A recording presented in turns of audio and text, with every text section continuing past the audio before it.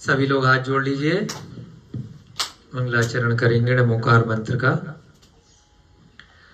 नमो हरिहंताणं नमो सिद्धाणं नमो ऐरियाणं नमो वज्रायाणं नमो लोय सब साहुणम।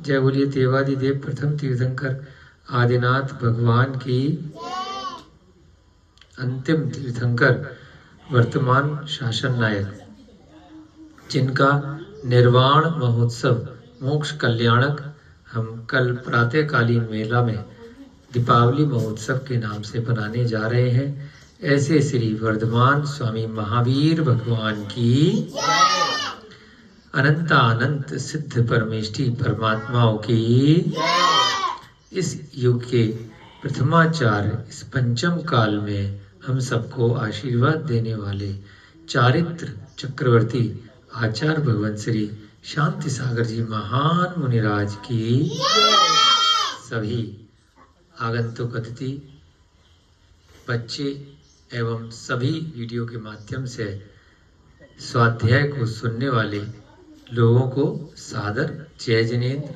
जय दो जड़ंत। सभी मिथिलापुरी तीर्थ क्षेत्र में आए हुए बंधुजन, अध्यापकगण, ज्ञानदानम गुरुकुल में शिक्षा अध्ययन प्राप्त कर रहे नन्हे मुन्ने बालक बालिकाएं, अन्य संस्था में कार्य कर रहे सभी कार्यकर्तागण, स्वयं सेवक, बैठ लो बेटा, कक्षा में बैठो, बाद में कर लेना है ना, भागा मत करो है। सभी लोग कल दीपावली महोत्सव मना रहे हैं, बहुत सारे लोग आज भी मना रहे हैं।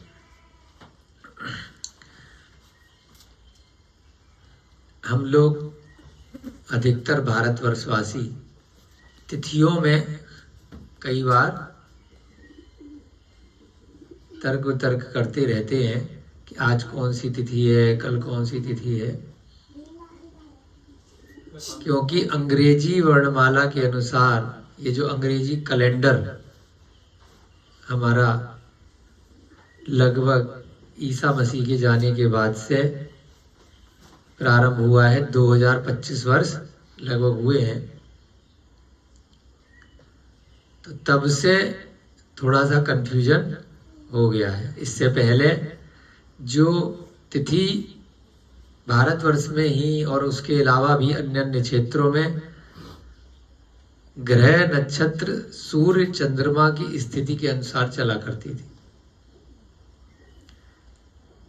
पक्ष 15 दिन के होते हैं, कृष्ण पक्ष और शुक्ल पक्ष, माह इन दोनों को मिला करके एक माह होता है, तो 12 माह हिंदी नववर्ष में रहते हैं। हिंदी वर्ष कैलेंडर जो रहता है, चैत्र, वैशाख, ज्येष्ठ, आषाढ़, श्रावण, भाद्रपद, पौष, माघ, आश्विन, कार्तिक, पौष, माघ, फाल्गुन।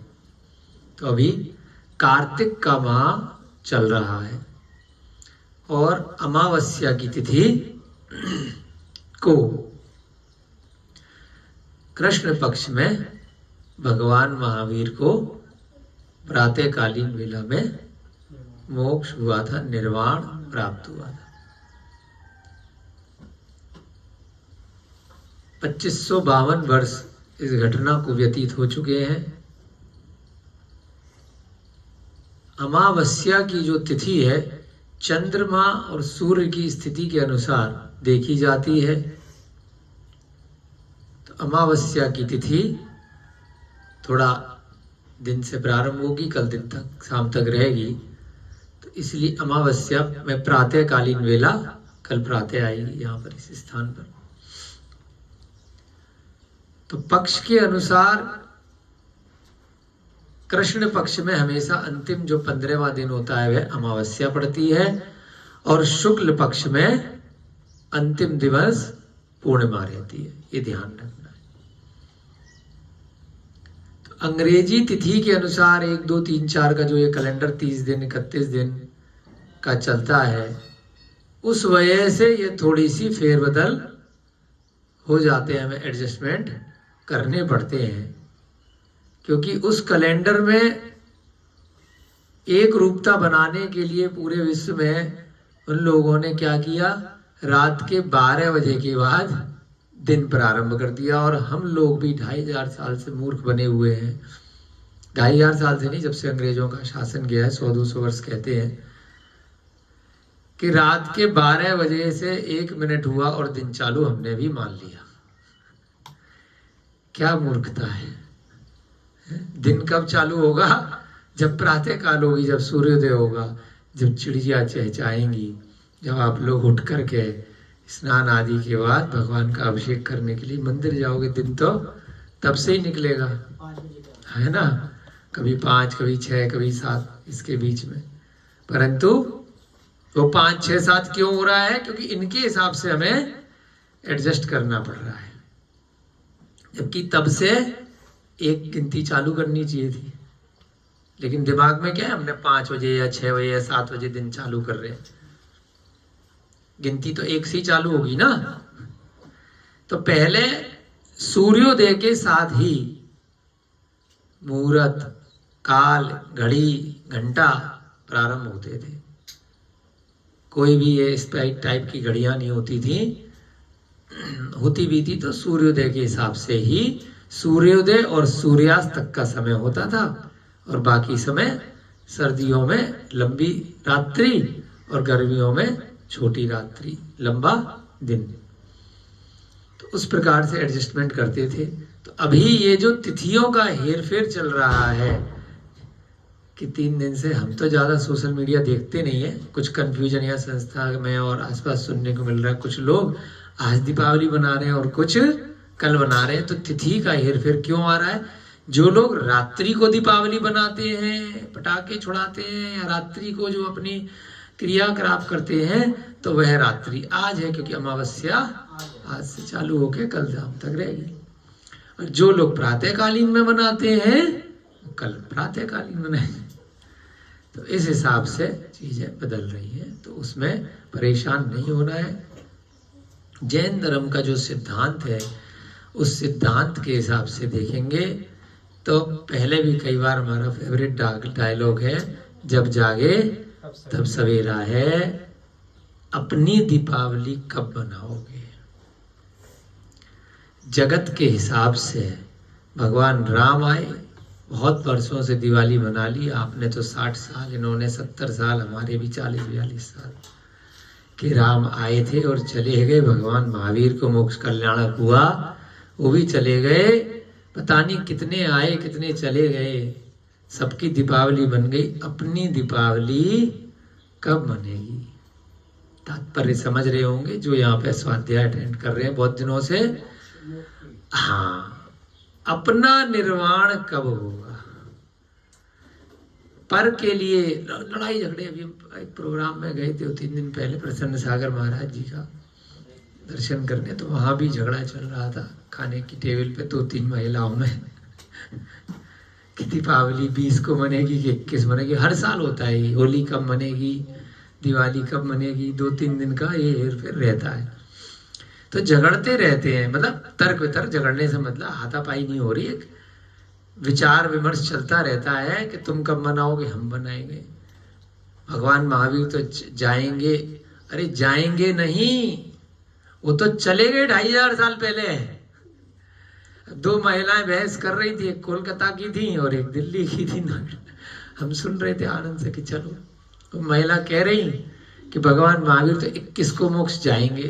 तो तुम्हें कैसे मालूम, तुम अवधि ज्ञानी हो? तो चले गए भैया, 2550 साल पहले चले गए, वो जाएंगे नहीं। तुम जाओगे कब, अपना बता दो, है ना। इस बात में मत झगड़ो, कभी भी मना लो, कोई फर्क नहीं पड़ता। कारण सिद्धांत की दृष्टि से देखेंगे 6 महीने 8 समय में 608 जीव मोक्ष चाहते हैं, नियम है। तो आज भी तो कोई मोक्ष गया होगा, आज मना लो, कोई दिक्कत नहीं। कल भी जाएगा, परसों भी जाएगा, एक दिन पहले भी जाएगा। 180 दिन लगभग 6 महीने में होते हैं। 8 समय का मतलब क्या? 8 घंटे नहीं है, 1 सेकंड का असंख्यातवां भाग 1 समय होता है। तो 8 समय 1 सेकंड के अंदर ही आ गए, सारे की सारे, है ना। 1 सेकंड के भी अंदर आ गए रविकांत जी 8 समय, है ना। इधर सामने बैठो, आप इधर सोते रहते हो, सामने बैठोगे तो थोड़ा टेढ़ा नहीं, इधर देखना पड़ता है ना, थोड़े सब लोग इधर आ जाओ, कुर्सी अंकल जी की भी इधर रखो अगर हो सके तो उससे क्या रहेगा कि, है ना, भले ही कैमरे में लोग देखें, थोड़ा संवाद होना अच्छा रहता है। 6 महीने 8 समय, 6 महीना ही मोटा मोटा आप समझ जाइए, क्योंकि 1 सेकंड जो होता है उसके अंदर ही 8 समय सारे आ गए। तो लगभग 180 दिन में 608 जीव मोक्ष गए, तो एक दिन में लगभग आता है 4 और 3 के बीच। तो लगभग 3 से 4 जीव अंदाजे से ऑन एन एवरेज प्रतिदिन जा रहे, तो अपना नंबर कब आएगा? एक जीव गए भगवान महावीर 2500 साल पहले, अच्छी बात है। उसके बाद भी जितने वर्ष निकल गए, जितने दिन निकल गए, उस हिसाब से आप 608 से गुणा कर दो। एक वर्ष में कितने हुए? 1216। 8 दूनी 16, 6 दूनी, एक साल में 1216 गए, तो 2552 को 1216 से गुणा कर दो रविकांत जी, कितने हुए? है ना, 2500 को 1200 से गुणा कर दो लगभग। तो इतने जीव जा चुके, तो झगड़ा क्यों कर रहे कि कौन गया? अपना नंबर लगाओ बस। 30,40,000 अंकल जी ने मोबाइल पे कैलकुलेटर पे निकाल लिया। तो भगवान महावीर के बाद भी आज तक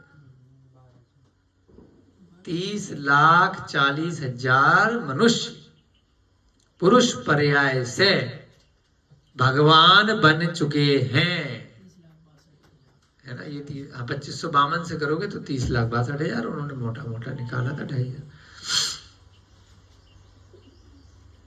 30,62,000 जीव।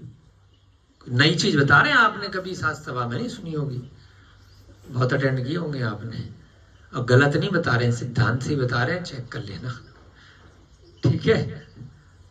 कोई भी असत्य यहाँ पर बातें आपको नहीं बताई जा रही, जो नहीं पता है हमें वो बताते ही नहीं है, या पढ़ के बताते हैं। 30,62,000 जीव तो भगवान महावीर के बाद अब तक जा चुके, ठीक है ना। तो क्यों झगड़ा कर रहे हो? अब अपना नंबर लगाओ। शादी ब्याह में जाते हो तो जो लोग खा चुके उनसे संतोष हो जाता है क्या? अपनी भी तो लाइन में थाली लेकर के लगते हो ना, प्लेट लेकर के बफे सिस्टम में, चाहे पत्तल में। मेरा नंबर कब आएगा? जब पेट भरने के लिए खुद के पेट में जाएगा तभी संतुष्टि मिलेगी। तो निर्वाण और मोक्ष के लिए जो जा चुका, केवल उसी को लड्डू चढ़ा चढ़ा के कैसे संतुष्टि मिलेगी? है भगवान तो कुछ खा नहीं रहे, फिर भी लड्डू चढ़ाए जा रहे हैं। वो लड्डू किस लिए है? वो गौतम गणधर की पूजा किस लिए है? कि भगवान मेरा नंबर कब आएगा? आप तो जा चुके, आपने अपना निर्वाण प्राप्त कर लिया, आपने सारे मोहों से त्याग कर दिया, आपने राग और द्वेष की समाप्ति कर दी।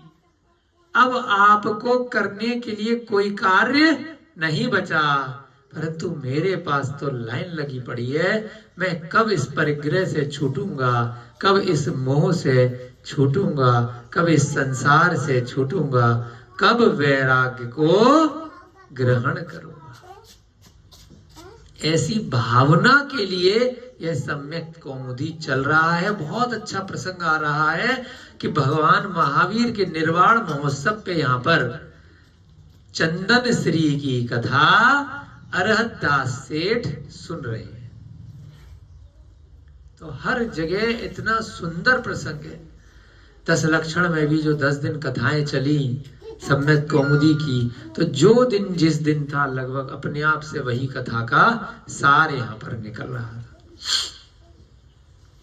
निर्वाण महोत्सव वाले दिन भी इधर सुबह भगवान महावीर को निर्वाण हो रहा है, 8 प्रकार के अघातिया कर्म और घातिया कर्मों का नाश कर रहे हैं, और इधर शाम को केवल ज्ञान हो रहा है। किसको?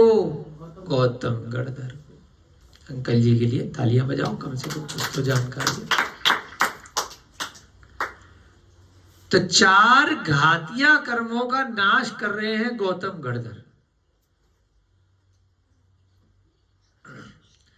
किस दिन? उसी दिन, क्योंकि धर्म का लोप नहीं होना चाहिए।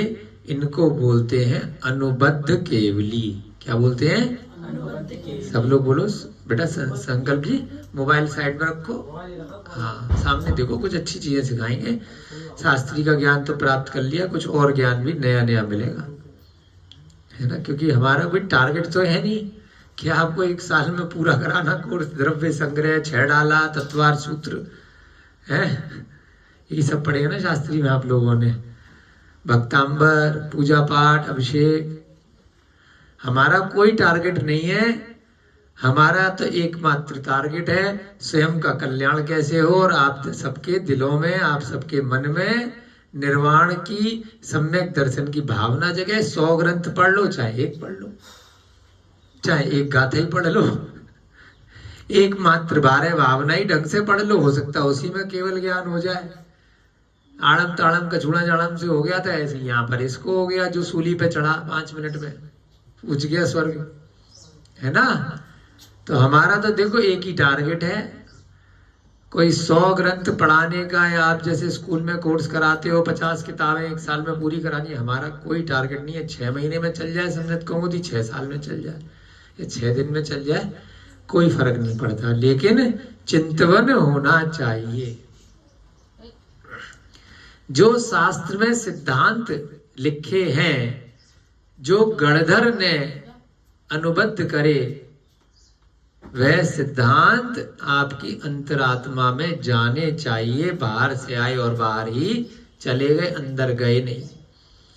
बाकी सारी बातें सब संसार की आप लोग सुनते हैं, एक कान के सुन करके कहां ले जाते हैं उन बातों को?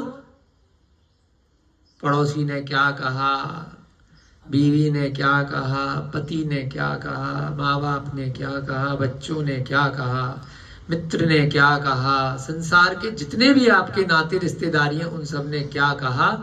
यहां से सुनी और कहां जाती है वो? यहां जाती है। अंकल जी बहुत सावधानी से सुन रहे, बहुत सुंदर। क्योंकि उन सबकी बातें हम दिल से लगा लेते हैं और बीमार पड़ते हैं, टेंशन में आते हैं, कषाय आती है। यहां से सुनी और यहां ले गए, और इन बातों को क्या करते हैं?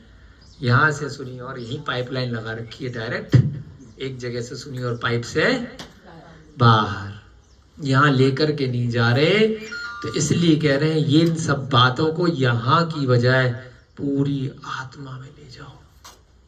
आत्मा के जितने भी प्रदेश हैं उसमें अंतरंग तक इस द्वादशांग को भर डालो।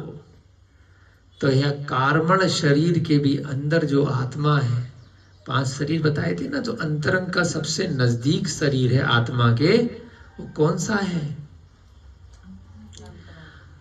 आत्मा सबसे लगा हुआ है। जैसे बोतल के अंदर जल है, उसमें आपने थोड़ा सा कलर डाल दिया, 1 चम्मच लाल रंग, सिंदूर डाल दिया, कोई मिट्टी डाल दी, कोई राख डाल दी, कोई हल्दी डाल दी, कोई भी चीज डाल दी, एक बर्तन में लौंग का पाउडर कुछ भी डाल दिया, कलर डाल दिया, तो वह पूरा की पूरा पानी मटमैला हो जाएगा, लाल हरा पीला नीला जो भी रंग है वैसा हो जाएगा ना। काजल डाला है कभी? कोई बर्तन में जल लेकर के उसमें कोई चीज डाल दी कलरफुल तो उसके जैसा हो जाएगा। शरबत डाल दिया या दूध कुछ भी चीज डाली हो जाएगा। केसर डाल दिया, होली पे करते हो ना, रंग डाल देते हो, रंगीन कलर बनाते हैं। हमारे रविकांत भैया जी गुब्बारे फेंकते हैं। तो जैसे आत्मा के, जैसे जल के अंदर कोई रंग डाल दिया तो वह उसी के रूप हो जाता है, रंग वैसा ही ले लेता है ना। तो ऐसे ही ये जो आत्मा है इस शरीर के अंदर, बाहरी ये जो शरीर है मेरा, अपने से उदाहरण दे रहा हूं, आप सबका भी ऐसा ही है। थोड़ा बहुत लंबा होगा, किसी का मोटा होगा, किसी का पतला होगा, किसी का छोटा होगा, किसी का बड़ा होगा। उसके अंदर जैसे हमने वो रंग डाला जल में, ऐसे ही हमने कर्म डाल दिए। तो कोई कर्म उस आत्मा के बाहर नहीं है अंकल जी, है ना। ध्यान सुनिएगा। जैसे कोई बर्तन है, कोई लोटा कोई बर्तन गिलास पड़ा है वो उठा लो, जैसे बर्तन है वो जो मिट्टी वाला बर्तन लाना रविकांत जी, पीछे से एक उदाहरण दे देते हैं आपको दिखा करके। हाँ ले आओ, यही ले आओ, कोई बात नहीं। हाँ जैसे कोई बर्तन है, ऐसे ही हमने कल आपको बताया था ये शरीर एक उपकरण है, कान उपकरण है। जैसे एक बर्तन है तो इसमें पूरे बर्तन के स्वरूप अंदर जल भर दिया है ना। ऐसे ही आत्मा पूरे में है, कहीं कोई कोने में नहीं है, कहीं कोई साइड में नहीं है, कहीं कोई बीच में, कहीं दिल में नहीं है, कहीं धड़कन में नहीं है, कहीं दिमाग में नहीं है। आत्मा कहाँ है? पूरे में है, पूरे बर्तन में। पूरे बर्तन में जैसे जल भर दिया, ऐसे पूरे शरीर में आत्मा फिट है। इसके अंदर कोई रंग डाल दिया तो पूरा की पूरा वह रंगीन पूरा जल हो गया। ये नहीं थोड़ा सा हुआ, साइड का हुआ, कोने का हुआ, नहीं हुआ। ऐसे ही वो कार्मण शरीर है, वह कर्म है, वह जैसे ही आत्मा में गए तो दोनों एक रूप हो गए। क्या समझे? एक रूप हो गए। वह कर्म और वह आत्मा एक हो गए, मिल गए। और उसी कर्म के साथ उसका भाई और चल्ला जुड़वा साथ साथ, क्या? तेजस शरीर।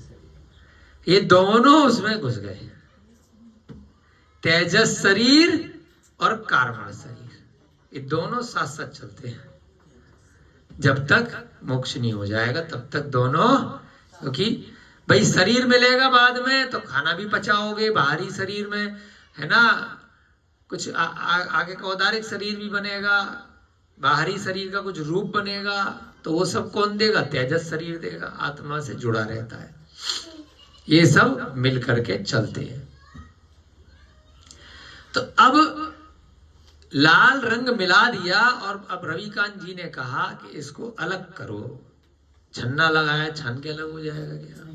नहीं, अब नहीं होने का, मिल गया। इसीलिए इतनी तकलीफ हो रही है निकलने में, छान के अलग नहीं हो रहा। मृत्यु हो गई, औदारिक शरीर यहीं छूट गया, आग लगा दी, मिल गया मिट्टी में और वायु में, जहां जहां मिलना था। बाकी जो बचा वो नदी में लोटे में ले जा करके करे आई, है ना। सुना होगा ना सब लोगों ने जो बड़े हो गए। लेकिन जो आत्मा में कलर मिल गया वो अलग नहीं हो रहा है। अब वो कैसे अलग होगा बताओ? बहुत अच्छा उदाहरण आया है आपके लिए, प्रसंग है इसलिए बता रहे हैं अपने चिंतन से। बताओ अंकल जी क्या तरीका है? रंग अभी तो हम उस विकल्प में देख रहे हैं, कलर मिला हुआ पानी में। अभी तो पानी की बात करो, पानी में कलर मिल गया है, अब दोनों को अलग कैसे करेंगे? कर ही नहीं सकते। रविकांत जी ने बताया। विनय जी जल्दी जल्दी बोलो, 8-10 लोग बैठे हैं, फटाफट से। नहीं कर सकते। संकल्प जी बताओ कैसे अलग करेंगे? हमारे इस युग के वैज्ञानिक पानी के ऊपर पानी डालते रहो, कलर निकल जाएगा।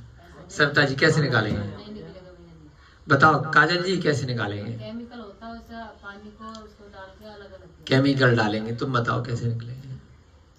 वैसे जल्दी जल्दी बताओ, कुछ भी मन में आए बताओ, टाइम नहीं है। वो कलर नीचे बैठ जाएगा। कलर नीचे बैठ जाएगा। कैसे बैठेगा? वो जैसा कि हम कुछ चीज डालते हैं पानी में, हाँ, तो थोड़ी सी देर के लिए रख देते रख हैं, देते हैं तो वो नीचे बैठ जाएगा। बहुत सुंदर। आप बताओ अंकल जी कैसे निकलेगा? आप बताओ ताऊ जी कैसे निकलेगा? चलो हम एक अंदाजा लगाते हैं, फिर आप बताना सही है कि गलत है, ठीक है? उसको तपाया जाना चाहिए। अभी कुछ और नहीं मिलाना, पहले ही मिला हुआ है, और नया केमिकल मिला दोगे तो वो केमिकल निकालोगे कैसे? फिर हमें पानी अलग करना है ना। आपने एक नई चीज और डाल दी, चलो कलर अलग हो गया, तो पानी में दूसरी चीज नहीं मिल गई, फिर उसको कौन अलग करेगा? हमने विनय भैया को भेजा, संकल्प जी को बुला के लाओ, वहां छूट गए, संकल्प जी ले आए, फिर उन्हें भेजा, विनय भैया जी बुला के लाओ, फिर उन्हें, यही चलता रहेगा। एक आदमी से बुलाने जा रहा है, एक आदमी से बुलाने जा रहा है। अब क्या? हाँ, पानी उड़ जाएगा, कलर नीचे रह जाएगा। अंकल जी ने कहा पानी उड़ जाएगा, कलर नीचे रह जाएगा तपाने पर। परंतु हमने कहा पानी भी चाहिए दोनों चीज होनी और कलर भी चाहिए। हमारी रोहिता जी इसका आंसर दे देते, आज छुट्टी पर है ना। औषधि बनती है गौमूत्र के अर्क से। कैसे बनाते हैं किसी चीज का अर्क? जब गर्म कर रहे होते हैं, जब भाप निकल रही होती है, तो वहां एक पाइप लगा देते हैं, पाइप की जगह तो भाप उसकी फिर इधर पाइप से गिरती रहती है, टप टप टप टप। वो एकदम क्लीन निकलता है, कलर कभी नहीं उड़ेगा। आधी बात इसकी सही है, आधी बात अंकल जी की सही है।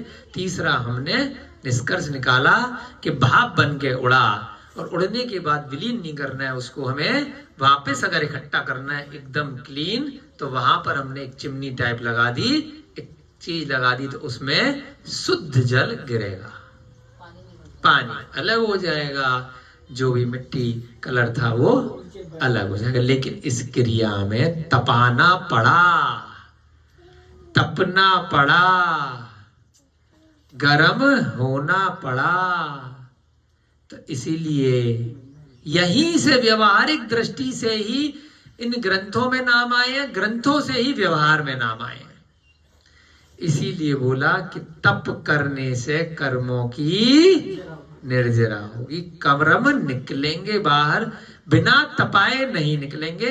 अब ऐसा नहीं है कि शरीर लेकर के आग पे बैठ गए, नीचे भट्टी जला दी। धीमी गति से जलाना है कि जिसमें शरीर जले भी नहीं और अंदर से निकल जाए करम करम, बस वो चाहे कहीं जाए। और धवल श्वेत बिल्कुल शांत निर्मल आत्मा, आत्मा अंदर रह जाए। निर्मल जल, स्वच्छ जल पात्र में रह जाए, कर्म निकल जाए। बाहर नहीं है कर्म, अगर बाहर बाहर होंगे तो कोई भी चाकू से छील करके कोई भी क्रिया करके निकाल लेगा। बाहर नहीं है, बाहर तो औदारिक शरीर की ही अंदर की खाल है, बाहर की खाल है, हड्डी भड्डी है, ये सब औदारिक शरीर है। आते हैं चमड़ा बाल, ये सब औदारिक शरीर के बाहरी चीजें। अंदर पूरे में आत्मा है और पूरे में ही कर्म है, उसमें मिले हुए हैं। तो कैसे निकलेंगे? तपा करके। अब तपाएंगे कैसे? शास्त्रोक्त विधि से। ऐसा नहीं है तपाना है तो माचिस दिखाई और जिंदा बैठ गए लकड़ी लगा कर, नहीं। व्रत, उपवास, सम्यक दर्शन, सम्यक चारित्र, अणुव्रत, रात्रि भोजन का त्याग, बाहरी भोजन का त्याग, पंचदंबर फल का त्याग, कषायों का त्याग, परिग्रह का, 5 पापों का त्याग अथवा न्यूनता। अगर पूरी तरह से त्याग नहीं है तो न्यूनता, उसमें कमी। स्वाध्याय और सामायिक चिंतन, ध्यान, ध्यान रूपी अग्नि से इन कर्मों को जलाया जा सकता है। किससे जलाते हैं? कितना आसान है, आग नहीं लगानी है, केवल ध्यान करना है। कौन कौन सा? धर्म ध्यान, आर्त ध्यान और रौद्र ध्यान नहीं करना है, धर्म ध्यान करना है। अगर धर्म ध्यान नहीं कर पा रहे हो सामायिक की विधि के अनुसार, पद्मासन में या खड्गासन में चिंतन नहीं कर पा रहे हो, तो स्वाध्याय को भी धर्म ध्यान बोला है। यहाँ जो आप सबका हम सबका चल रहा है, ये सब क्या चल रहा है? धर्म ध्यान चल रहा है। इससे भी उस लोटे के अंदर जो गंदगी है वो धीरे धीरे निकल रही है, कपड़े के छन्ने से नहीं निकलेगी। हर एक चीज की अपनी अपनी विधि है। एक हंस पक्षी होता है, पानी पानी निकाल ले, वो दूध दूध निकाल लेता है और वो छोड़ देता है, पानी पानी। ऐसा उदाहरण आता है, देखा तो हमने नहीं है कभी, ऐसा उदाहरण आता है। ऐसे ही है ना, मिल्क पाउडर जैसे सोयाबीन से बनाना है, कोकोनट से बनाना है। हम तो वीगन है, हम तो दूध वाला तो जानते नहीं भैया, है ना। तो हमने देखा श्रीलंका में मिल्क पाउडर बनाते हैं, खूब चलता है। किसका बनाते हैं? कोकोनट से। तो नारियल को घिस करके सुखा लेते हैं, या नारियल जो गिरी वाला होता है उसका दूध निकाला और उससे घी भी बना लेते हैं। तो पहले उसको एक उसमें रखते हैं पात्र में, ऊपर ऊपर की मलाई नारियल की अलग करते हैं, फिर उसको तपाते हैं, तो उससे घी अलग हो जाता है। नारियल का दूध बनाया, गिरी वाले नारियल का, श्रीफल का, और उसको छोड़ दिया थोड़ी देर के लिए, ऊपर ऊपर उसकी मलाई आ जाएगी। पानी डाल के दूध बना के, तो मलाई को अलग कर लिया और गैस पे या भट्टी पे चूल्हे पे गरम कर लिया, तो वो नारियल का तेल, नारियल का घी शुद्ध बन जाता है। तपाना पड़ता है, फिर बहुत दिनों तक वह चीज खराब नहीं होती। हाँ, घी बन जाता है। तो ऐसे ही जब हम तपाएंगे इस निर्मल आत्मा को, तो गंदगी निकल जाएगी। तो बहुत लोगों की भ्रांति रहती है कि आत्मा पता नहीं शरीर में कहाँ है और कर्म कहाँ है, नोच नोच कर अलग कर लो। उनको नोच नोच के अलग नहीं कर सकते। उन कर्मों को ध्यान के माध्यम से, भावों की विशुद्धि के माध्यम से अलग करना है। कैसे अलग करना है? हमने अभी इसी वर्ष भरतेज वैभव नामक ग्रंथ का स्वाध्याय किया था सम्यक कौमुदी से कुछ टाइम पहले। बहुत अच्छा ग्रंथ है भरत चक्रवर्ती का भरतेज वैभव। तो उसमें बड़ी अच्छी विधि बताई गई है कि आप जब ध्यान लगाएं तो ध्यान लगाते में चिंतन करना है। साक्षात अपनी आंखें बंद करके या नासा दृष्टि करके बस ये सोचना है कि वो गंदगी निकल रही है ना। वह जो मैल है जो आत्मा में कार्मण शरीर के रूप में अंदर घुसा हुआ है, वह मैल जो कीचड़ है, जो गंदगी है, जो काला पदार्थ है, जो रंगीन पदार्थ है, वह निकल रहा है। बस मन में अपने यही सोचना है कि निकल रहा है, बाहर निकल रहा है, और आंख बंद करके मैं उसे देख रहा हूं किस प्रकार से वह कर्म मेरी आत्मा से दूर भाग रहे हैं। ऐसे करके बिल्कुल तीरों की तरह से निकल रहे हैं, कणों की तरह से, छोटे छोटे छोटे छोटे कण, है ना। जैसे कोई हम चीज उड़ाते हैं, छोटे छोटे कागज या है ना रंगीन पदार्थ ऐसे उड़ाते हैं ना, तो जो छोटे छोटे अग्नि के कण हैं या पटाखे के भी दिवाली पे कण हैं, तो जो गंदगी गिरती है ना मिट्टी से, धूल, तो ऐसे ही वह मटमैली धूल मेरी आत्मा से बाहर निकल रही है। उसको देखना है बिना आंखों के, आंखें बंद करके देखना है। तो वास्तव में कुछ क्षणों बाद वह धूल निकलने लग जाएगी, वह कण निकलने लग जाएंगे, आपको पता भी नहीं चलेगा। और इतना शरीर, इतना मन आपका हल्का होने लगेगा। ये शास्त्रोक्त विधि है, ये बाकी कहीं पर भी नहीं सिखाई जाएगी कैसे ध्यान लगाए। अब उस ध्यान तक पहुंचेगा कौन? जो पहले स्वाध्याय करेगा। पहले सम्यक दृष्टि तो हो, पहले सम्यक ज्ञान तो प्राप्त करो, फिर चारित्र। आप कर्म इकट्ठे कर रहे हो, आपने आधे घंटे ध्यान लगाया, बाद में आपने समोसा कचौड़ी खा ले, या नॉनवेज खा लिया, आमलेट खा लिया, कषाय कर ली, तो निकलेगा क्या? और भर लोगे। ठोस हो जाते अंदर जाकर के आत्मा में कर्म, पत्थर की तरह, है ना। पथरी क्या होती है अंकल जी? हमारे आकाश भैया को ही है ना, और भी बहुत लोगों को। पथरी क्या होती है? कैसे बने? स्टोन होते हैं, कैसे बने? को पत्थर खाया था, फिर कहां से बने?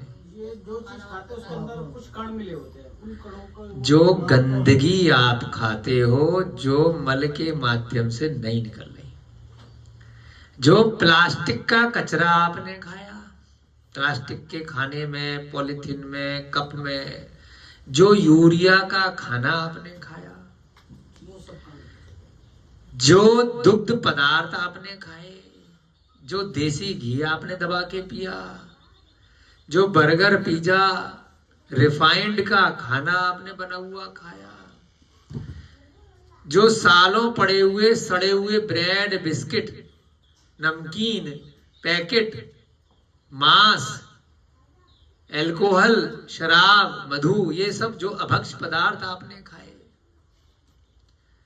शाकाहारी भोजन भी जो आपने जैविक ना खा करके आपने यूरिया वाला, यूरिया पता है क्या होता है अंकल जी? आप तो पढ़े लिखे, क्या होता है यूरिया? यूरिया कैसे बनता है? काय से बनता है? हड्डियों से बनता है। यूरिया प्लास्टिक का चूरा होता है। यूरिया प्लास्टिक के जो दाने होते हैं उसका चूरा होता है। वो जब खेतों पे डाल देते हैं तो जहां जहां आपने पौधे लगा दिए वो थोड़े थोड़े से बढ़ चुके थे, उसके आसपास जो खाली जमीन थी वहां पर वो प्लास्टिक के दाने डल गए। लोगों को लगा कि फालतू की घास अब नहीं होगी, खाली जो पौधा लगा दिया, जो पेड़ लगा दिए वही होगा, बाकी की जमीन बंजर हो जाती है। तो ऐसे ही जब हमारे शरीर में ये प्लास्टिक और ये सब केमिकल जाते हैं, आंटी जी ने बड़ा अच्छा कहा, केमिकल डाल दो, केमिकल बड़े हानिकारक होते हैं, तो वे सब क्या करते हैं?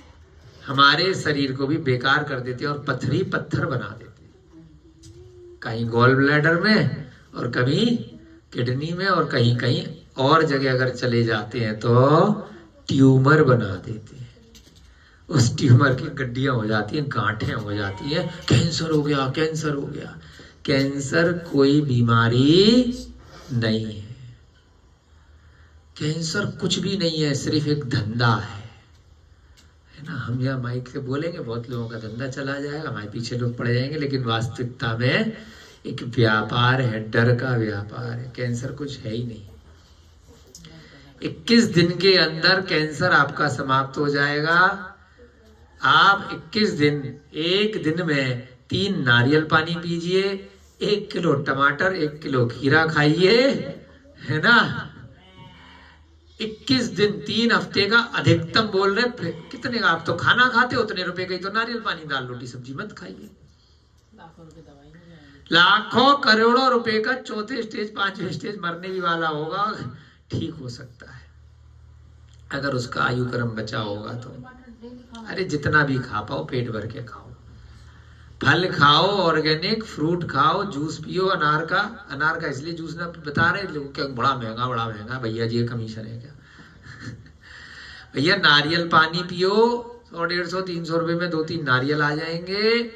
और खीरा, टमाटर, अनार का जूस, कोई भी मौसमी फलों का जूस, संतरा, टमाटर, है ना, मौसमी, जितने भी मौसमी उस मौसम के फल हैं, उस स्थान के फल हैं, जो भी जैविक आपको प्राप्त हो रहे हैं, आप पेट भर के 2-3 बार खाओ पियो, या एक बार। आपका कितना भी बड़ा ट्यूमर होगा, कितना भी बड़ा कैंसर होगा, अधिकतम लिखा है 21 दिन 3 हफ्ते में ठीक हो जाएगा। करके देख लेना, है ना। सब्जियों का जूस पियो, चाहे लौकी, तोरई, टिंडे, है ना, पालक, मेथी, सरसों, पत्ते कोई से भी ले लो, आंवला है ना, जो जमीकंद नहीं है ऐसे पत्ते, पत्ते तो ऊपर के होते हैं, कोई से भी पत्ते, चाहे सहतूत का पत्ता है, चाहे आम का पत्ता है, चाहे जामुन का पत्ता है, चाहे केले का पत्ता हो, आपके जितने भी फल निकलते हैं, कितनी भी औषधियां निकलती हैं, तुलसी है, बहुत सारे पत्ते हैं, है ना, चाहे पीपल का पत्ता हो, चाहे बरगद का पत्ता हो, उसमें उदंबर फल में फल नहीं खाने हैं, बड़ पीपल पाकर उमर कठूमर के उनके पत्तों में कोई दोष नहीं है, उनका जूस बना करके या उनको उबाल करके रासुक करके आपको सेवन करना है। किसी भी आयुर्वेद और नेचुरोपैथी वाले से थोड़ा सलाह मशवरा करके, और आपका किसी भी प्रकार का ट्यूमर है, कैंसर है, अधिकतम 21 दिन में दूर हो जाएगा। तो ये सब बातें आपको क्यों बता रहे हैं, वो बाहरी शरीर की तुलना से है। ऐसे ही शरीर के अंदर जो कार्बन शरीर है, पहले बाहर की गंदगी दूर होगी, बाहर का ट्यूमर निकलेगा, बाहर का कैंसर निकलेगा, उसके बाद जो अंदर का कैंसर है, जो कार्बन शरीर है, जो कर्म है, उस तक पहुंचना है, वह भी निकालने। तो यहां पर चंदन श्री जो कथा बता रही है, उस कथा पर हम पहुंचेंगे। आप लोगों का समय बहुत ले लिया समझाने में, क्योंकि बहुत दिनों से झगड़ा चल रहा था दिवाली कब है, तो अपनी दिवाली भी मनानी है सम्यक दर्शन के साथ, वह भी समझना है। तो अब आपके समझ में आ गया, आपके शरीर के अंदर आत्मा कहाँ है, पूरे शरीर प्रमाण है, उसको तत्वार सूत्र में बोला प्रदीपवत। प्रदीप माने दीपक, जैसे दीपक होता है, जैसे बल्ब होता है, पूरे कमरे में रोशनी देता है, पूरे मटके में रोशनी देता है, अगर दीपक अंदर रख दिया, ऐसे ही आत्मा है, पूरे शरीर में फैली हुई है। चींटी के अंदर चींटी जितनी आत्मा है, हाथी के अंदर हाथी जितनी आत्मा है, मनुष्य के अंदर मनुष्य के, जो छोटा बच्चा है तो छोटा, बड़ा होता जाएगा तो आत्मा बड़ी होती जाएगी। जब गर्भ में है तो छोटी आत्मा रहेगी, बढ़ती जाएगी, जब छोटा हो जाएगा तो छोटी हो जाएगी। एक्सीडेंट हो गया, हाथ कट गया, तो थोड़े दिन बाद, थोड़े समय बाद, अब इधर बाहर अगर हाथ कट गया है तो यहाँ की आत्मा नहीं रहेगी, यहीं तक संकुचित हो जाएगी, छोटी हो जाएगी, है ना। अब गुब्बारा है तो कितना बड़ा गुब्बारा है, इतना बड़ा, पानी भर दिया, हवा भर दी तो बढ़ गया। आत्मा का कोई आकार नहीं, आत्मा का आकार जिस शरीर में रहती है, उस समय उतने शरीर प्रमाण रहता है। जब मोक्ष चली जाती है तो अंतिम शरीर से कुछ कम उसका प्रमाण होता है। औदारिक शरीर, कार्बन शरीर और तेजस शरीर छूट जाता है, तो जिस शरीर में उस भगवान की आत्मा थी, अंतिम शरीर, वह एक समय पर सीधे ऊपर से दिशला पर विराजमान हो जाता है। दो ही दिशाओं में विराजमान हो सकता है, या तो पूर्व दिशा या उत्तर दिशा, या तो पूर्व मुख होगा या उत्तर मुख होगा।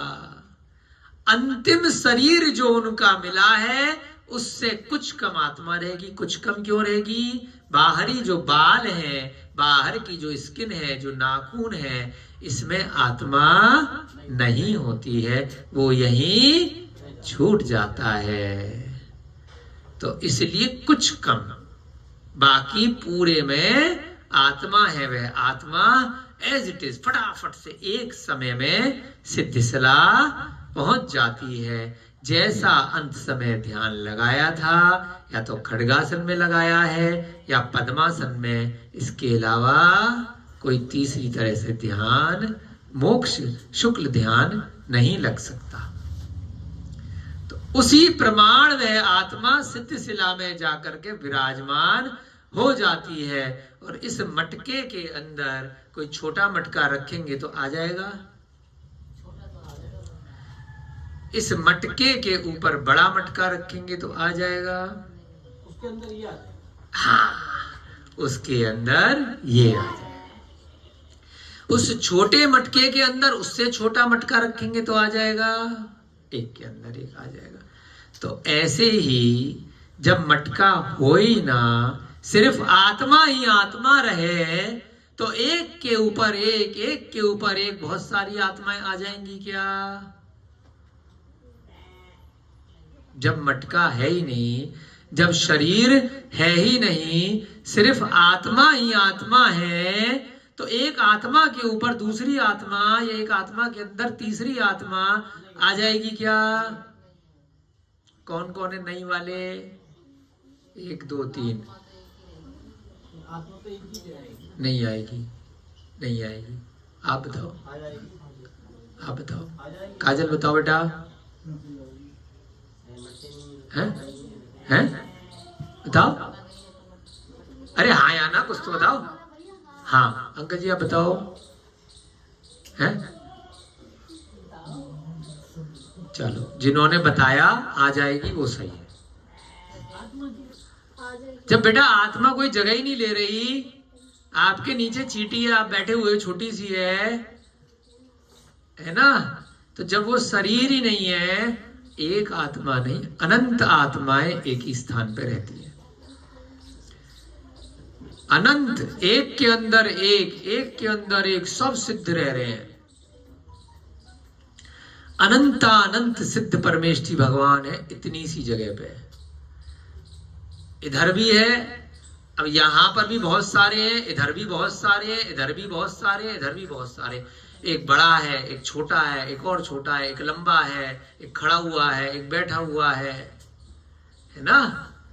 जिस स्थान से बाहुबली भगवान मोक्ष गए, उसी स्थान से मान लीजिए आदिनाथ भी मोक्ष गए थे, तो आदिनाथ की भी आत्मा उसी के ऊपर है और बाहुबली की भी उसी के ऊपर है। एक ही जगह दोनों पहुंच गई, कोई दिक्कत नहीं है। पार्श्वनाथ भगवान जिस शिखर जी से मोक्ष गए, वहीं जाकर के रविकांत जी बैठ गए, मैं भी यहीं से जाऊंगा, तो क्या दिक्कत है? उसी स्थान पर पार्श्वनाथ की आत्मा के अंदर ही आपकी आत्मा प्रवेश कर जाएगी।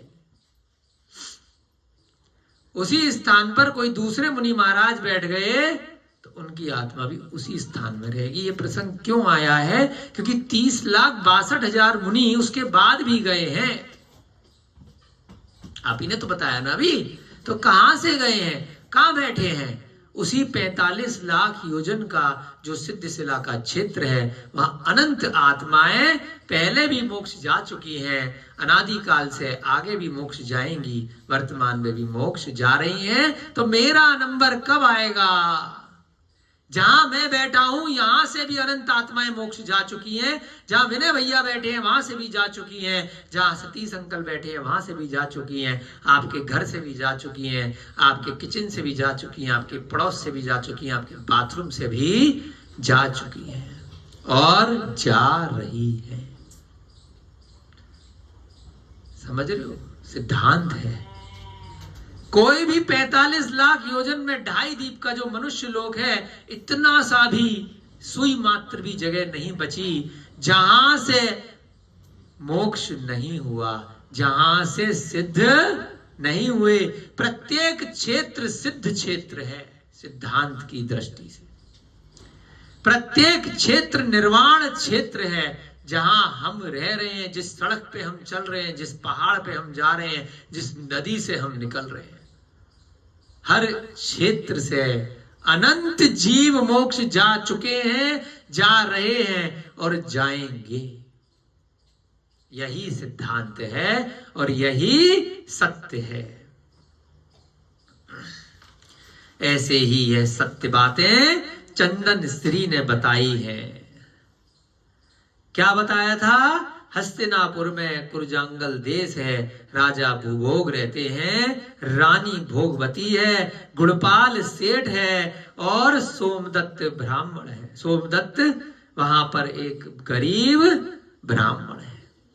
उस ब्राह्मण के एक स्त्री है, उसका नाम है सोमिल्ला। उन दोनों के सोमिल्ला, सोमा नाम की बेटी है। सोमिल्ला बुखार से मर जाती है। उसका जो पति है सोमदत्त, वह परेशान है अपनी पत्नी के मरने के कारण से, यहां वहां रोता फिर रहा है। अचानक से जंगल से निकलता है एक मुनि महाराज, टकरा जाते हैं, पूछते हैं बेटा क्यों रो रहा है। ये सब जो सिद्धांत की बातें आपको बताई, इन्हीं का सार वो मुनि महाराज उसको बताते हैं, बेटा आक्रंदन मत कर, बेकार में मत रो, बहुत कर्मों का बंधन होगा, फिर निकालते निकालते बहुत मेहनत करनी पड़ेगी, मत भर, आर्त रौद्र ध्यान मत कर। किसने समझाया? उन मुनि महाराज ने उस ब्राह्मण को समझा दिया कि शुक्ल ध्यान करेगा तो देव गति मिलेगी, ज्ञानी को शुक्र ध्यान करना है और अपनी आत्मा के बारे में ही चिंतन करना है। यही आदि व्याधि से दूर करने वाला है, संसार समुद्र को पार लगाने वाला है, मोक्ष के द्वार को खोलने वाला है। धर्म करेगा तो अच्छे कुल में जन्म मिलेगा, सौभाग्य आयु और धन मिलेगा, निर्मल यश विद्या धन संपत्ति और लक्ष्मी प्राप्त होगी।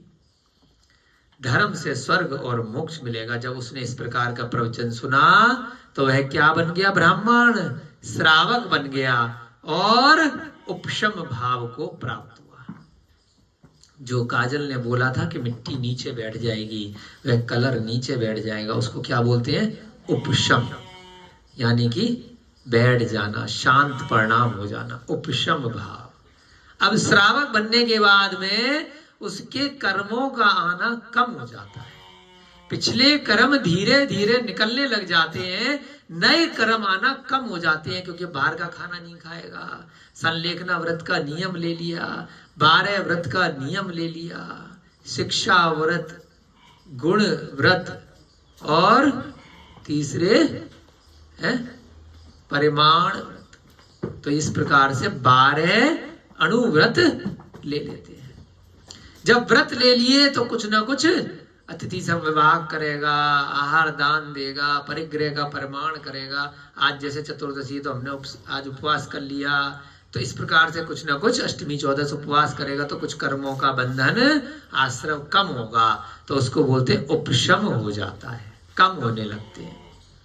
यथाशक्ति दान भी देने लगा, थोड़ी वस्तु भी दान देते हैं तब भी उसमें पुण्य मिलता है, क्योंकि इच्छा अनुसार तो कभी किसी की पूरी होती नहीं है, इच्छाएं बढ़ती चली जाएंगी। अच्छे से अपना समय व्यतीत करने लगा। तो अब जब वहां के सेठ को पता चला, सेठ कौन था? गुड़पाल, कि बड़ा अच्छा श्रावक यहाँ पे रहता है, तो सेठ ने उसका सम्मान किया। गुणों के जानने वालों के पास गुण होते हैं और निर्गुण के पास जाकर वे गुण दोष हो जाते हैं। निर्गुण के पास जाकर के भी गुण दोष हो जाएंगे। हमने कुछ उदाहरण देखे हैं कि सड़े हुए फल रखे हैं, एक अच्छा फल रख दोगे, वैसे वो 5-6 दिन तक नहीं सड़ता, लेकिन सड़े हुए फल के पास चमत्कारिक रूप से 4 घंटे 6 घंटे एक दिन में सड़ेगा। कमाल है ना? मतलब प्रैक्टिकल करके आप देख लेना। सिंगाड़े लाए थे आप आज, कुछ 4 सिंगाड़े सड़े हुए, सारे सिंगाड़े में मिक्स कर देना, सब सड़ जाएंगे एक दिन के अंदर। अलग अलग रखना तो सड़े हुए ज्यादा सड़ेंगे और जो अलग रखे हुए हैं वो 4-6 दिन तक खराब नहीं होंगे। तो यहाँ पे भी क्या कहा? निर्गुण के पास जाकर गुण भी दोष बन जाते हैं। गुण व्यक्ति भी निर्गुणों के पास जाएंगे तो दोषी हो जाएंगे। बहुत ध्यान रखिएगा, सिंगाड़े में मत घूमिएगा। लेकिन जो अच्छे मुनि महाराज हैं उनके गुण इतने ज्यादा हैं, वो दूर दूर रह करके उन निर्गुणों वालों को भी गुणी बना देंगे, जिनका पुण्य बहुत तेज है। हम जैसे साधारण व्यक्ति अगर ज्यादा निर्गुण वालों को रखेंगे तो दिमाग खराब हो जाता है। शराबी लोग एक भी आ जाते हैं तो गुस्सा आने लगता है, हमें समझ में नहीं आता कि क्यों अचानक से कषाय आ रही, पता नहीं। बहुत कोशिश करके फिर बाद में जांच पड़ताल करवाते तो पता चलता है कि वो आदमी शराब पी करके आया था और हमसे मिल करके गया। हमें पता नहीं चल पाता, कई बार स्मेल नहीं आती। बहुत लोग जो पीते खाते कहते भैया आपको पता नहीं चला उसने पी रखी थी। हमने कहा पता नहीं भाई, हमें नहीं पता चलती, है ना, है ना। तो गुटखा खा रखा था, पी करके आया था। सिगरेट का तो पता चल जाता है, धूम्रपान की तो बदबू आती है बड़ी तेजी से। तो कई बार उसके दोष लग जाते हैं, आपको न चाह करके भी उसके वो अपने गुण छोड़ जाता है। जो शराबी आएगा आपके आसपास बैठ गया, है ना, तो हमसे तो बातें अच्छी कम सुनेगा, अपनी छोड़ जाएगा। चाह के ना चाह करके। अगर उसके अंदर कोई दोष है, छल कपट है, मायाचारी है, अगर उस व्यक्ति ने भोजन बना दिया, कुछ कर दिया, तो बाद में पता नहीं अजीब सा लगने लगता है। तब आप सोच के देखिए, जो बाजार के समोसे खा रहे हो, बाजार के गोलगप्पे खा रहे हो, शादी ब्याह का, पता नहीं उसने कैसे भाव से बनाए, वो क्या खा पी करके बना रहा था, कितने उसमें जीव थे। तो इसलिए जितने भी लोग प्रतिदिन बाहर का खाते पीते हैं, वो भले ही शुद्ध सोच रहे हैं, शाकाहारी खा रहे हैं, लेकिन उनके अंदर कहीं ना कहीं क्रोध, मान, माया, लोभ के गुण आ जाते हैं। जैसे नदियां अत्यंत मधुर जल को धारण करती हैं, परंतु समुद्र को प्राप्त करते ही वे नदियां अपेय हो जाती। कितना अच्छा उदाहरण दिया। कहां से आते हैं उदाहरण? बिल्कुल सांसारिक उदाहरण है। अगर किसी को अच्छा वक्ता भी बनना है, बहुत मंचमाला लेनी है, बहुत टीवी पे प्रवचन करनी है, सम्यक दर्शन के अतिरिक्त, वो भी इनको पढ़ ले, है ना। उसके पास 10 लोग आते होंगे तो 100 आ जाएंगे, 100 आते हैं तो 1000 आ जाएंगे, 1000 आते हो तो 10,000 आ जाएंगे। क्या उदाहरण दिया है। नदी का जल पेय है। गंगा नदी भी जाकर के अगर समुद्र में मिल जाएगी तो पी पाओगे क्या? वह गुड़ी भी अवगुड़ी बन जाएगी। है कमाल की बात। किसी ने चिंतन किया? नहीं, क्योंकि वह खारा जल है, पीने योग्य नहीं है। है ना। आसानी से नहीं निकाल पाओगे। कैसे निकालोगे? जो भी विधि बताई थी, उबालो, नमक अलग और जल भाप के माध्यम से अलग। इसीलिए लवण समुद्र बोला। लवण अलग कर लेते हैं समुद्री फैन झाग से, भाप बनाकर पका करके, और पानी अलग अर्क हो जाता है। नदियां भले ही मधुर जल को धारण करती हैं, परंतु जैसे ही समुद्र को प्राप्त करती हैं अपेय हो जाती हैं, पीने योग्य नहीं रहती। अर्थात खारी हो जाने से उनका पानी पीने योग्य नहीं रहता। गुणी मनुष्य के पास रहने वाला गुणहीन मनुष्य भी लोक में पूज्य हो जाता है। मुनि महाराज के पास कोई बैठा है, भगवान महावीर के समूह शरण में कोई बैठा है, कोई जैन मंदिर में बैठा है, भैया हमारे पास बैठेगा तो हम तो गुड़ी हो जाएंगे हमारे पास, क्योंकि हम नहीं झेल पाते शराबियों को, है ना। जो अच्छे बहुत ज्यादा गुड़ी हैं, क्योंकि हमारे अंदर इतने गुण नहीं है। जो वास्तव में गुड़ी है, अगर उनके पास कोई गुणहीन बैठेगा तो वो भी पूज्य हो जाएगा, क्योंकि वो भी धीरे धीरे अपने अवगुण छोड़ देगा। जैसे निर्मल नेत्र का संसर्ग पाकर अंजन सुंदरता को प्राप्त हो जाता है। अंजन माने काजल। ऐसी काजल लगाएंगे तो काला रंग हो जाएगा ना, कहीं पर भी लगाओगे तो काले पोती। और उसी अंजन को किसी सुंदर नेत्र में लगा दिया जाए, किसी सुंदरी के लगा दिया जाए, तो काजल कहने को तो कलंक। क्या उदाहरण दिया है। यहां दूसरी जगह लगा दे तो कलंक लग गया, और आंखों में लगा दिया तो क्या सुंदर नेत्र है। कमाल का उदाहरण है। वह काली चीज, वह गंदगी भी निर्मल नेत्र को प्राप्त करके अंजन सुंदरता को प्राप्त हो जाता है। महापुरुषों की संगति किसकी उन्नति का कारण नहीं है। तो कहां जाना है? महापुरुषों के पास। डरोगे तो कोई दिक्कत नहीं है, क्योंकि कोई दिक्कत नहीं है। जाओ बड़े बड़े अच्छे अच्छे विद्यासागर महाराज जी के पास, अब तो नहीं रहे तो दूसरे महाराज जी के पास। अपने आप ही दूर हो जाएंगी गंदगी। जो कलंक लेकर के बैठे हो, जो कार्मण शरीर भर रख करके बैठे हो, पता भी नहीं चलेगा कब निकलने लग जाएगा। महापुरुषों की संगति करोगे तो किसकी उन्नति का कारण नहीं है। बस आप लोगों को बहुत ज्यादा प्रवचन दे दिए थे, 5-10 मिनट और लेंगे, फिर आपका लंच टाइम।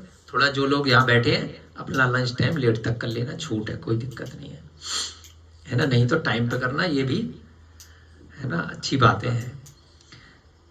सभी की उन्नति का कारण है, क्योंकि गंगा में प्रविष्ट हुआ गलियों का पानी देवों के द्वारा भी वंदनीय हो जाता। कमाल है। गंगा का पानी अगर समुद्र में गया तो अपेय हो गया, और नाले का पानी अगर गंगा में गया तो पेय हो गया। कमाल है। ये चमत्कार दिख नहीं रहा क्या आपको? आप कह रहे हो कि चमत्कार दिखाओ, स्वर्ग से देवता आएंगे तभी हम सम्यक दर्शन मानेंगे। अरे ये भी तो चमत्कार है कि कितनी भी गंदगी जाकर के आपने धो दी। वहां हरिद्वार ऋषिकेश में जाकर के कितने ही कपड़े धो दिए फिर भी लोग डुबकी लगा रहे, लाखों नहा लिए फिर भी कोई दिक्कत नहीं, कोई दिक्कत नहीं, कोई दिक्कत नहीं। कर दो गंदगी, आगे बहेगी, कुछ नहीं हो रहा। क्योंकि जब तक वह गंगा में है तब तक वह निर्मल है, जब वो समुद्र में मिलेगा तब वह निर्मल नहीं रहेगा। स्थान चेंज होते ही, जगह चेंज होते ही, क्योंकि उससे भी ज्यादा गुड़ी समुद्र आ गया, जिसके पास अवगुणों की खान है। नाले से ज्यादा गुड़ी गंगा यमुना नदी आ गई, उस नाले से ज्यादा अच्छे गुण यहाँ हैं। हम सबसे ज्यादा गुड़ी वो मुनि महाराज है।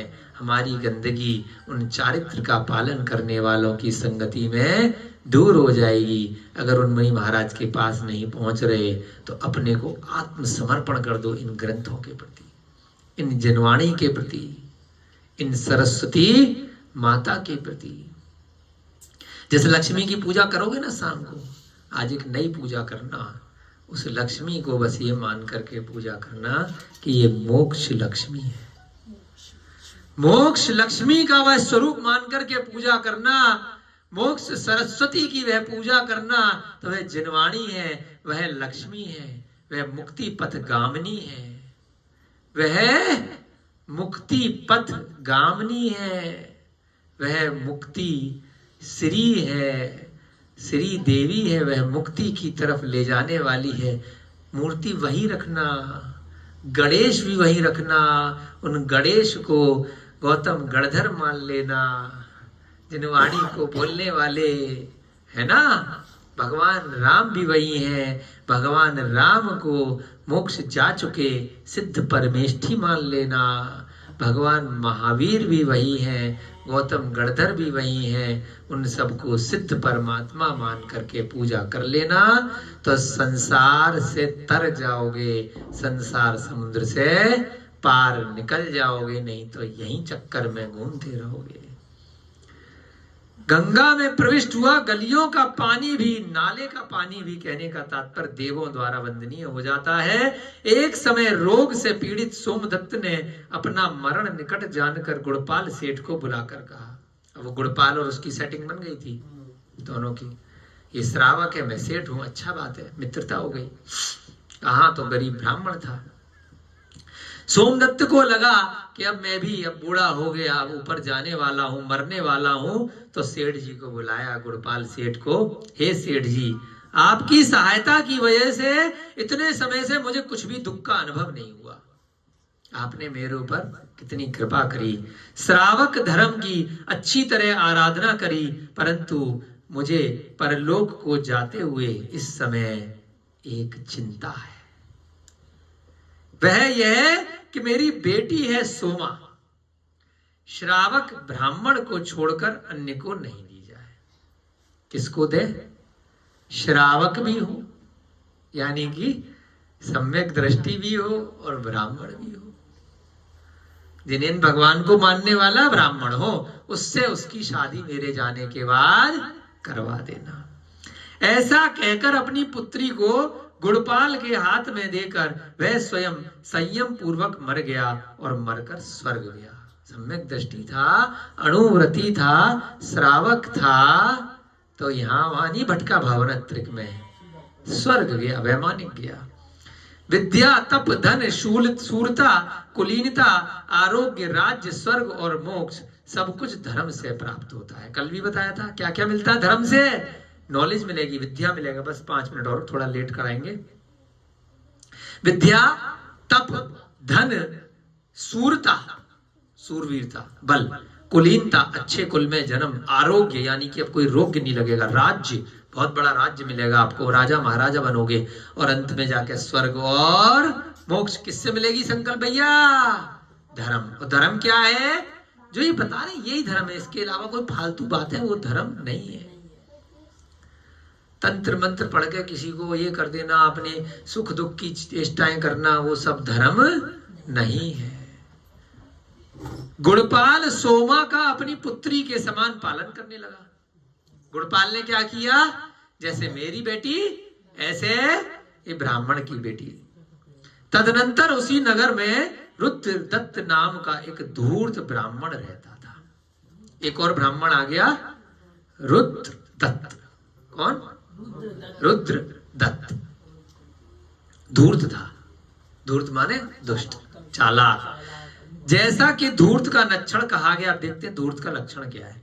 जिसका मुख, मतलब जो मायाचारी होता है ना, जो सामने कुछ और अंदर कुछ, उसको बोलते हैं धूर्त।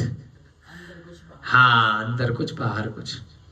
जिसका मुख कमल की कलिका के आकार का, मतलब मुख तो बड़ा सुंदर है, तभी तो वो ठगेगा लोगों को, ऊपर से बड़ा अच्छा है। वचन चंदन के समान शीतल है, उससे मीठा, उससे बढ़िया कोई नहीं है। चंदन के समान, हृदय कैंची से युक्त है। हृदय में क्या है? कैंची चल रही है। कैसे ठगूं, किसको काटूं। वाह, आप भी कैंची चलाते हो ना, टेलर। वह धूर्त है। इस प्रकार धूर्त के 3 लक्षण बताए हैं। धूर्त के 3 लक्षण चेक कर लेना। हृदय कैंची है, मुख कमल के समान है, और वचन चंदन के समान है। वह प्रतिदिन जुआ खेलता था। एक दिन वह सोमा क्रीड़ा के लिए मार्ग में जा रही थी कि जुआरियों ने उसे देख लिया। भाई सोमा जो लड़की थी, अपना खेलने कूदने के लिए अपनी सखियों के साथ झूला वूला झूलने के लिए जा रही होगी, घूमने फिरने। उस जुआरी ने देख लिया। ओए होए, आज से पहले भी लाइन मारते थे लड़के, है ना, सीटी बजाना, लड़कियों के पीछे भागना, आदि काल से चला आ रहा है। अच्छे लोग बुरे लोग सब होते हैं। रुद्र दत्त ने उन जुआरियों से पूछा, ये किसकी पुत्री है? ओए ओए, सीटी मारे, ये किसकी बेटी बताओ? उन्होंने कहा सोमदत्त की पुत्री है। पिता ने मरण काल में गुड़पाल के हाथ में दे दी थी। उस सेठ जी के मकान में रहती है, गुड़पाल को दे दी थी। वह बड़ी पुण्यशाली गुड़पाल अपनी पुत्री के समान इस कुमारी का पालन करता है। अब जो आरी वारी जो बैठे हैं ताश वाश खेल रहे हैं, उनको खबर तो सारी दुनिया की रहती है। उनके घर की खबर पूरी है कि किसने दी थी, किसको दी थी और कैसे पालता है। यहाँ की भी संस्था की खबर पूरे गांव में रहती है ना। बहुत सारे यहाँ के जाकर के घूम फिर करके बताते हैं ना, जितनी बात हमें नहीं मालूम संस्था के अंदर की है, रविकांत जी की, विनय जी की, गांव में मालूम रहता पूरा। बच्चों को क्या चल रहा है यहाँ, कौन क्या खा रहा है, कौन क्या पी रहा है, किसका। तो गुड़पाल अपनी बेटी के समान इस कुमारी का पालन करता है। जुआरियों को सब पता है। जुआरियों के वचन सुनकर रुद्रदत्त कहने लगा कि मैं इससे विवाह करूंगा, मुझे बड़ी अच्छी लग रही है यार, मेरे को तो यही चाहिए। उन्होंने कहा, अरे अज्ञान से असंबंध बात क्यों बोलता? अरे भैया, अज्ञानी बहुत मार खाएगा। असंबंध यानी कि ऐसा संबंध नहीं। जुआरी के दोस्तों ने बोल दिया, भाई मत, आग में मत हाथ डाल। दीक्षित आदि ब्राह्मणों ने विवाह करने के लिए इसकी याचना करी है। बड़े बड़े दीक्षित ब्राह्मणों ने याचना करी है, उसको तो दी नहीं, तो जुआरी को मिलेगी। परंतु सेठ जैन ब्राह्मण को छोड़कर अन्य को नहीं देता है। ब्राह्मण 2 होते हैं, एक जैन ब्राह्मण, एक दूसरे ब्राह्मण, है ना। जो श्रावक बन गए वो जैन ब्राह्मण है ना। अपने जो ध्यान सागर महाराज हैं वो भी जैन ब्राह्मण, विद्यानंद मुनि महाराज रहे वो भी जैन ब्राह्मण, है ना। इस युग के यहाँ के सबसे बड़े वर्तमान के, हमने भी उनके शिष्य से पढ़ाई करी है ना। विद्यानंद मुनि जी जैन ब्राह्मण, गौतम गढ़धर भी, जिनका कल केवल ज्ञान बनाओगे, जैन ब्राह्मण। पहले ब्राह्मण थे, 500 उनके शिष्य थे, बाद में भगवान महावीर के समोसरण में आए तो जैन ब्राह्मण। ब्राह्मण शब्द कहां से निकला? ब्रह्मा से। किसने बनाया ब्राह्मण? किसने बनाया? पता तो होना चाहिए। आप ब्राह्मण में आते हो, किस में आते हो? हाँ, विश्वकर्मा। ब्राह्मण शब्द किससे आया?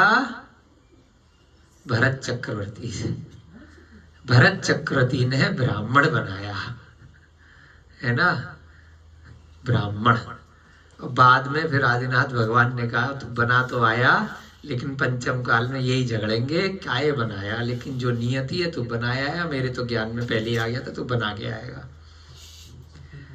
जो श्रावक लोग बहुत ज्यादा धर्म करते थे, जो बहुत ज्यादा सामायिक करते थे, जो बहुत ज्यादा स्वाध्याय करते थे, अपनी आत्मा में ही, ब्रह्म में ही लीन रहते थे, उनको भरत चक्रवर्ती ने कहा, ये जरूरत से ज्यादा धर्म कर रहे हैं, तो ब्राह्मण है, ये तो बहुत जल्दी मोक्ष जाएंगे, है ना, ये तो पढ़ाएंगे, ये तो ज्ञान देंगे।